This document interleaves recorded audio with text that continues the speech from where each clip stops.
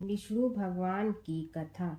एक नगर में एक सेठ व एक सेठानी रहते थे और सेठानी रोज विष्णु भगवान की पूजा करती थी। सेठ को उसका पूजा करना बिल्कुल अच्छा नहीं लगता था।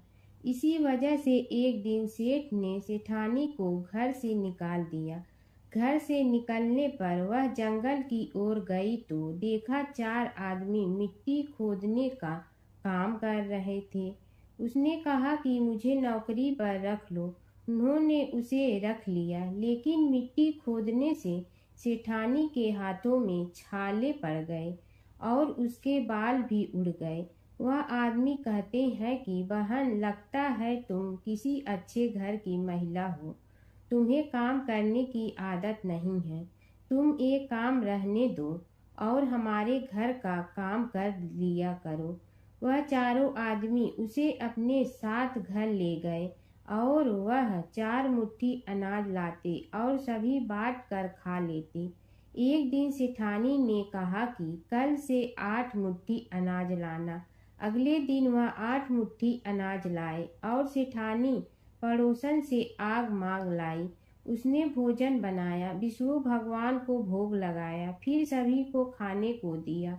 सारे भाई बोले कि बहन, आज तो भोजन बहुत स्वादिष्ट बना है। सेठानी ने कहा कि भगवान का जूठा है तो स्वाद तो होगा ही। सेठानी के जाने के बाद सेठ भूखा रहने लगा और आस पड़ोस के सारे लोग कहने लगे कि ये तो सेठानी के भाग्य से खाता था। एक दिन सेठ अपनी सेठानी को ढूंढने चल पड़ा। उसने ढूंढते हुए वह भी उस जंगल में पहुंच गया जहां वह चारों आदमी मिट्टी खोद रहे थे। सेठ ने उन्हें देखा तो कहा कि भाई, मुझे भी काम पर रख लो। उन आदमियों ने उसे काम पर रख लिया, लेकिन मिट्टी खोदने से उसके भी हाथों में छाले पड़ गए और बाल उड़ने लगे। उसकी यह हालत देख चारों बोले कि तुम्हें काम की आदत नहीं है, तुम हमारे साथ चलो और हमारे घर में रह लो। सेठ उन चारों आदमियों के साथ उनके घर चला गया और जाते ही उसने सेठानी को पहचान लिया, लेकिन सेठानी घूंघट में थी तो सेठ को देख नहीं पाई। सेठानी ने सभी के लिए भोजन तैयार किया और हर रोज की भांति विष्णु भगवान को भोग लगाया। उसने उन चारों भाइयों को भोजन परोस दिया, लेकिन जैसे ही वह सेठ को भोजन देने लगी तो विष्णु भगवान ने उसका हाथ पकड़ लिया। भाई बोले कि बहन, ये तुम क्या कर रही हो? वह बोली, मैं कुछ नहीं कर रही हूँ, मेरा हाथ तो विष्णु भगवान ने पकड़ लिया है। भाई बोले, हमें भी विष्णु भगवान के दर्शन कराओ। उसने भगवान से प्रार्थना की तो विष्णु जी प्रकट हो गए। सभी ने दर्शन किए। सेठ ने सेठानी से क्षमा मांगी और सेठानी को साथ चलने को कहा। भाइयों ने अपनी बहन को बहुत सा धन देकर विदा किया। जब सेठानी के साथ सेठ भी भगवान विष्णु की पूजा करने लगा और उनके परिणाम से उनका घर अन्न धन से भर गया। बृहस्पतिवार व्रत कथा। भारतवर्ष में एक प्रतापी और दानी राजा राज करता था। वह नित्य गरीबों और ब्राह्मणों की सहायता करता था। यह बात उसकी रानी को अच्छी नहीं लगती थी। वह न ही गरीबों को दान देती, न ही भगवान का पूजन करती थी और राजा को भी दान देने से मना किया करती थी। एक दिन राजा शिकार खेलने वन को गए हुए थे तो रानी महल में अकेली थी। उसी समय बृहस्पति देव साधु वेश में राजा के महल में भिक्षा के लिए गए और भिक्षा मांगी। रानी ने भिक्षा देने से इनकार किया और कहा, हे साधु महाराज, मैं तो दान पुण्य से तंग आ गई हूँ। मेरा पति सारा धन उठाता रहता है। मेरी इच्छा है कि हमारा धन नष्ट हो जाए, फिर न रहेगा बांस न बाजेगी बांसुरी। साधु ने कहा, देवी, तुम तो बड़ी विचित्र हो। धन संतान तो सभी चाहते हैं, पुत्र और लक्ष्मी तो पापी के घर भी होने चाहिए। यह तुम्हारे पास अधिक धन है तो भूखों को भोजन दो, प्यासों के लिए प्याऊ बनवाओ, मुसाफिरों के लिए धर्मशाले खुलवाओ, जो निर्धन अपनी कुंवारी कन्याओं का विवाह नहीं कर सकती उनका विवाह करा दो। ऐसे और कई काम हैं जिनके करने से तुम्हारा यश लोक परलोक में फैलेगा। परंतु रानी पर उपदेश का कोई प्रभाव न पड़ा। वह बोली, महाराज आप मुझे कुछ न समझाइए। मैं ऐसा धन नहीं चाहती जो हर जगह बांटते फिरूं। साधु ने उत्तर दिया, यह तुम्हारी ऐसी इच्छा है तो तथास्तु। तुम ऐसा करना कि बृहस्पतिवार को घर लीप कर पीली मिट्टी से अपना सिर धोकर स्नान करना, भट्ठी चढ़ाकर कपड़े धोना। ऐसे करने से आपका सारा धन नष्ट हो जाएगा। इतना कहकर वह साधु महाराज वहां से अंतर ध्यान हो गए। साधु के अनुसार कई बातों को पूरा करते हुए रानी को केवल 3 बृहस्पतिवार ही बीते थे कि उसकी समस्त धन संपत्ति नष्ट हो गई। भोजन के लिए राजा का परिवार तरसने लगा। तब एक दिन राजा ने रानी से बोला कि हे रानी, तुम यहीं रहो, मैं दूसरे देश को जाता हूँ, क्योंकि यहाँ पर सभी लोग मुझे जानते हैं, इसलिए मैं कोई छोटा कार्य नहीं कर सकता। ऐसा कहकर राजा परदेश चला गया। वहाँ वह जंगल से लकड़ी काट कर लाता और शहर में बेचता। इस तरह वह अपना जीवन व्यतीत करने लगा। इधर राजा के परदेश जाते ही रानी और दासी दुखी रहने लगी। एक बार जब रानी और दासी को 7 दिन तक बिना भोजन के रहना पड़ा तो रानी ने अपनी दासी से कहा, हे दासी, पास ही के नगर में मेरी बहन रहती है, वह बड़ी धनवान है, तू उसके पास जा और कुछ ले आ ताकि थोड़ी बहुत गुजर बसर हो जाए। दासी रानी की बहन के पास गई। उस दिन गुरुवार था और रानी की बहन उस समय बृहस्पतिवार व्रत की कथा सुन रही थी। दासी ने रानी की बहन को अपनी रानी का संदेश दिया, लेकिन रानी की बड़ी बहन ने कोई उत्तर नहीं दिया। जब दासी को रानी की बहन से कोई उत्तर नहीं मिला तो वह बहुत दुखी हुई और उसे क्रोध भी आया। दासी ने वापस आकर रानी को सारी बात बता दी। सुनकर रानी ने अपने भाग्य को कोसा। उधर रानी की बहन ने सोचा कि मेरी बहन की दासी आई थी, परंतु मैं उससे नहीं बोली, इससे वह बहुत दुखी हुई होगी। कथा सुनकर और पूजन समाप्त करके वह अपनी बहन के घर आई और कहने लगी, हे बहन, मैं बृहस्पतिवार का व्रत कर रही थी, तुम्हारी दासी मेरे घर आई थी, परंतु जब तक कथा होती है तब तक न तो उठते हैं और न ही बोलते हैं, इसलिए मैं नहीं बोली। कहो दासी क्यों गई थी? रानी बोली, बहन तुमसे क्या छिपाऊं, हमारे घर में खाने तक को अनाज नहीं था। ऐसा कहते कहते रानी की आंखें भर आई। उसने दासी समेत पिछले 7 दिनों से भूखे रहने तक की बात अपने बहन को विस्तार पूर्वक सुना दी। रानी की बहन बोली, देखो बहन, भगवान बृहस्पति देव सबकी मनोकामना को पूर्ण करते हैं। देखो, शायद तुम्हारे घर में अनाज रखा हो। पहले तो रानी को विश्वास नहीं हुआ, पर बहन के आग्रह करने पर उसने अपनी दासी को अंदर भेजा तो उसे सचमुच अनाज से भरा एक घड़ा मिल गया। यह देखकर दासी को बड़ी हैरानी हुई। दासी रानी से कहने लगी, हे रानी, जब हमको भोजन नहीं मिलता तो हम व्रत ही तो करते हैं, इसलिए क्यों न इनसे व्रत और कथा की विधि पूछ लिया जाए ताकि हम भी व्रत कर सके। तब रानी ने अपनी बहन से बृहस्पतिवार व्रत के बारे में पूछा।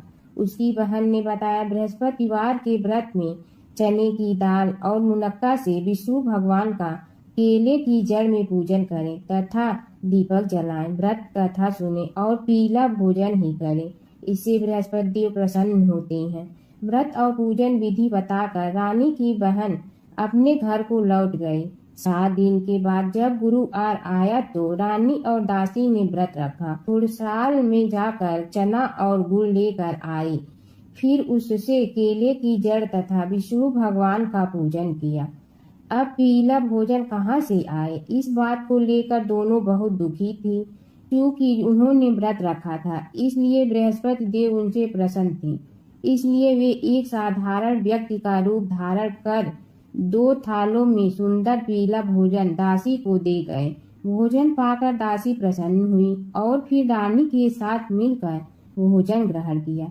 उसके बाद वे सभी गुरुवार को व्रत और पूजन करने लगी।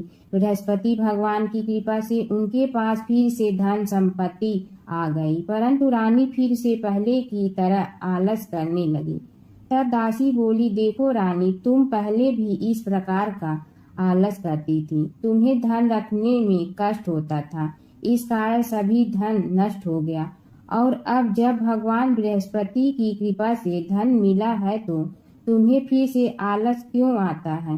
रानी को समझाते हुए दासी कहती है कि बड़ी मुसीबतों के बाद हमने यह धन पाया है, इसलिए हमें दान पुण्य करना चाहिए, भूखे मनुष्यों को भोजन कराना चाहिए और धन को शुभ कार्यों में खर्च करना चाहिए, जिससे तुम्हारे कुल का यश बढ़ेगा, स्वर्ग की प्राप्ति होगी और पितृ प्रसन्न होंगे। दासी की बात मानकर रानी अपना धन शुभ कार्यों में खर्च करने लगी, जिससे पूरे नगर में उसका यश फैलने लगा। बृहस्पतिवार व्रत कथा के बाद श्रद्धा के साथ आरती की जानी चाहिए। इसके बाद प्रसाद बांटकर उससे ग्रहण करना चाहिए।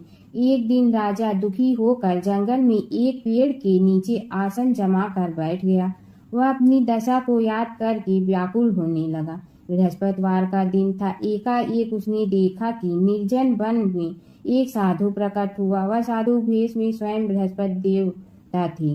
लकड़हारे के सामने आकर बोले, हे लकड़हारे, इस सुनसान जंगल में तू चिंता मग्न क्यों बैठा है। लकड़हारे ने दोनों हाथ जोड़कर प्रणाम किया और उत्तर दिया, महात्मा जी, आप सब कुछ जानते हैं, मैं क्या कहूँ। यह कहकर रोने लगा और साधु को अपनी आत्मकथा सुनाई।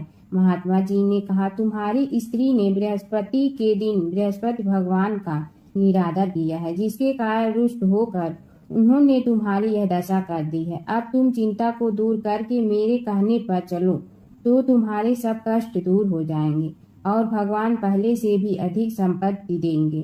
तुम बृहस्पति के दिन कथा किया करो। 2 पैसे चना मुनक्का लाकर उसका प्रसाद बनाओ और शुद्ध जल से लोटे में शक्कर मिलाकर अमृत तैयार करो। कथा के पश्चात अपने सारे परिवार और सुनने वाले प्रेमियों में अमृत व प्रसाद बांटकर आप भी ग्रहण करो। ऐसा करने से भगवान तुम्हारी सब मनोकामनाएं पूरी करेंगे।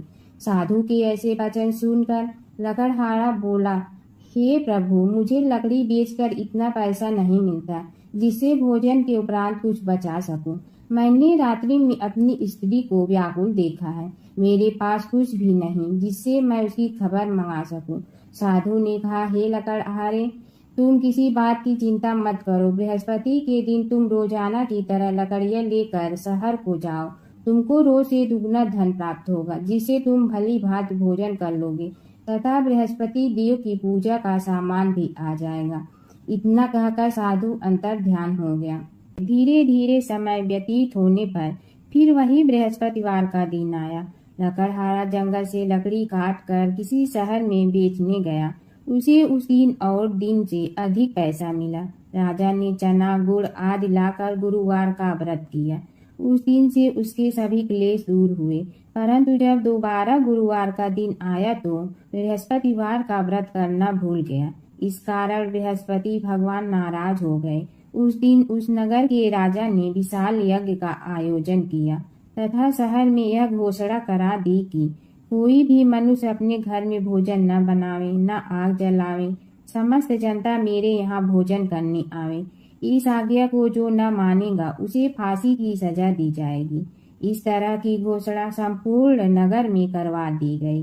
राजा की आज्ञा अनुसार शहर के सभी लोग भोजन करने गए, लेकिन लकड़हारा कुछ देर से पहुंचा, इसलिए राजा उसको अपने साथ घर लिवा ले गए और ले जाकर भोजन करा रहे थे तो रानी की दृष्टि उस खुटी पर पड़ी जिस पर उसका हार लटका हुआ था।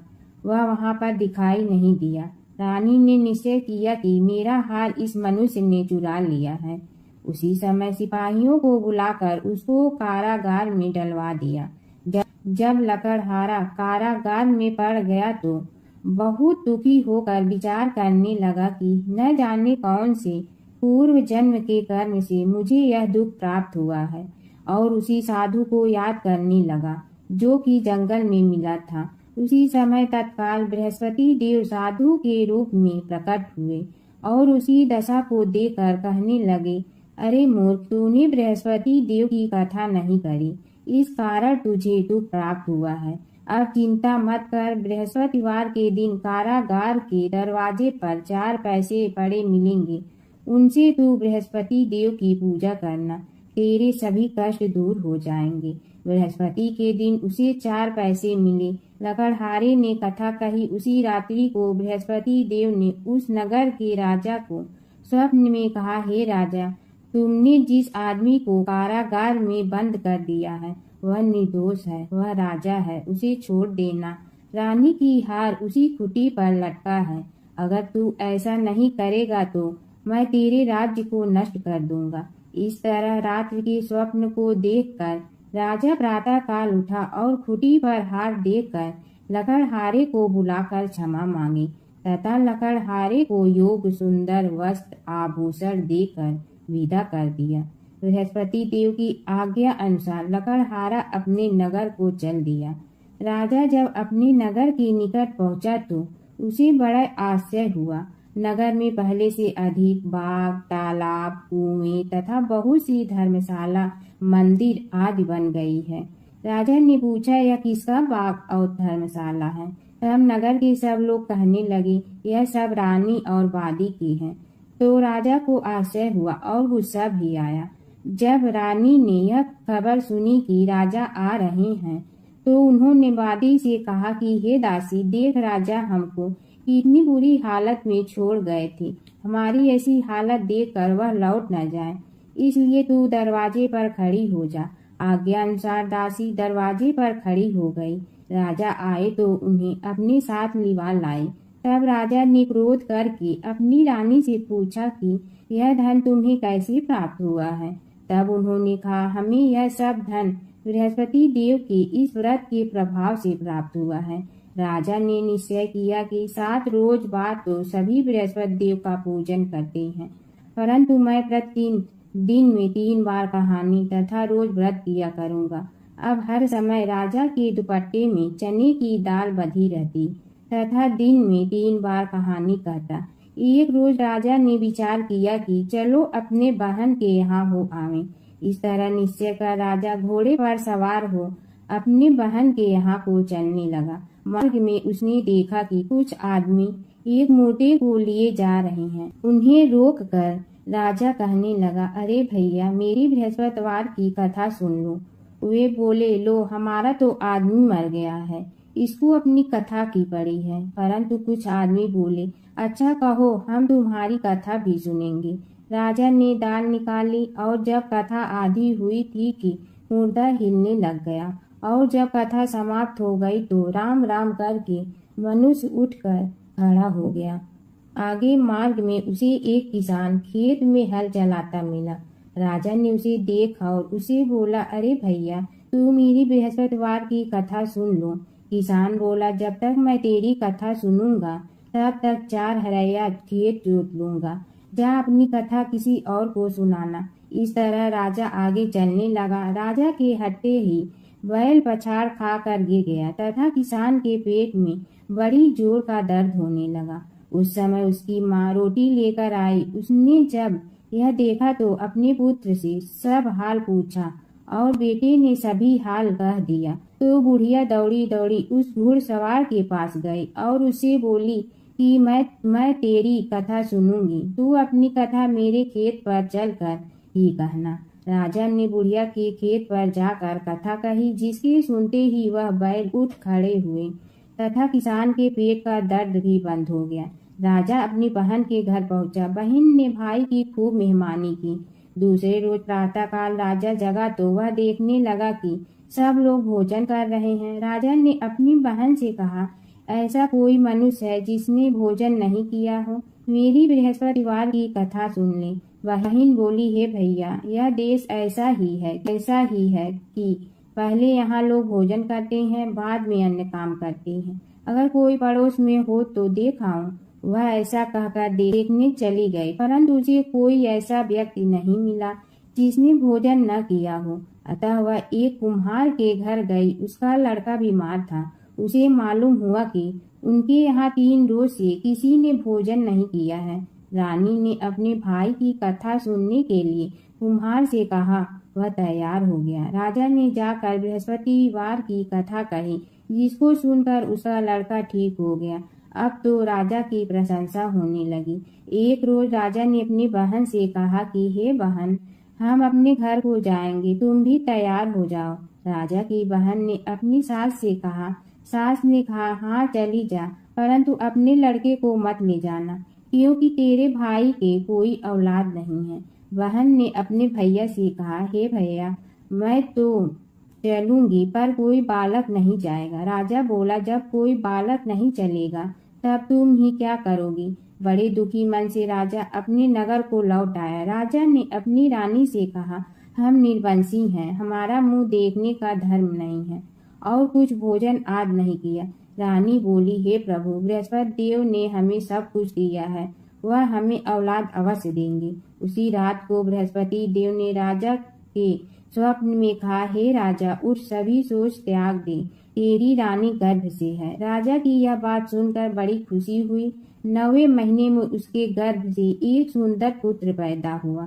तब राजा बोला, हे रानी, स्त्री बिना भोजन के रह सकती है, परंतु बिना कहे नहीं रह सकती। जब मेरी बहन आवे तुम उससे कुछ कहना मत। रानी ने सुनकर हाँ कर दिया। जब राजा की बहन ने यह शुभ समाचार सुना तो वह बहुत खुश हुई तथा बधाई लेकर अपने भाई के यहाँ आई। तभी रानी ने कहा, घोड़ा चढ़कर तो नहीं आई, गधा चढ़ी आई। राजा की बहन बोली, भाभी, मैं इस प्रकार न कहती तो तुम्हें औलाद कैसे मिलती। बृहस्पति देव ऐसे ही हैं, जैसे जिसके मन में कामनाएं होती हैं सभी को वो पूर्ण करते हैं। जो सद्भावना पूर्वक बृहस्पतिवार का व्रत करता है एवं कथा पढ़ता है अथवा सुनता है, दूसरों को सुनाता है, बृहस्पति देव उसी सभी मनोकामनाएं पूर्ण करते हैं। भगवान बृहस्पति देव उसकी सदैव रक्षा करते हैं। संसार में जो मनुष्य सद्भावना से भगवान जी का पूजन व्रत सच्चे हृदय से करते हैं तो उनकी सभी मनोकामनाएं पूर्ण करते हैं। जैसी सच्ची भावना से रानी और राजा ने उनकी कथा का गुणगान किया तो उनकी सभी इच्छाएं बृहस्पति देव जी ने पूर्ण की थी। इसलिए पूर्ण कथा सुनने के बाद प्रसाद लेकर जाना चाहिए। हृदय से उसका मनन करते हुए जयकारा बोलना चाहिए। बोलो बृहस्पति भगवान की जय, विष्णु भगवान की जय। ओम जय जगदीश हरे, स्वामी जय जगदीश हरे। भक्त जनों के संकट क्षण में दूर करे। ओम जय जगदीश हरे। जो ध्यावे फल पावे, दुख बिन दे मन का। सुख संपत्ति घर आवे, कष्ट मिटे तन का। ओम जय जगदीश हरे। मात पिता तुम मेरे, शरण कहूँ किसकी। तुम विनय और न दूजा, आस करूँ जिसकी। ओम जय जगदीश हरे। तुम पूर्ण परमात्मा, तुम अंतर्यामी। पार ब्रह्म परमेश्वर, तुम सबके स्वामी। ओम जय जगदीश हरे। तुम बिंदा के सागर, तुम पालन करता। मैं मूर्ख कल काम, कृपा करो भरता। ओम जय जगदीश हरे। तुम हो ये कय गोचर, सबके प्राणपति। किस विधि मिलूं दया में, तुमको मैं कुमति। ओम जय जगदीश हरे। दीन बंधु दुख हरता, तुम रक्षक मेरे। अपने हाथ उठाओ, द्वार पड़ा तेरे। ओम जय जगदीश हरे। विषय विकार मिटा, पाप हरो देवा। श्रद्धा भक्ति बढ़ाओ, संतन की सेवा। ओम जय जगदीश हरे।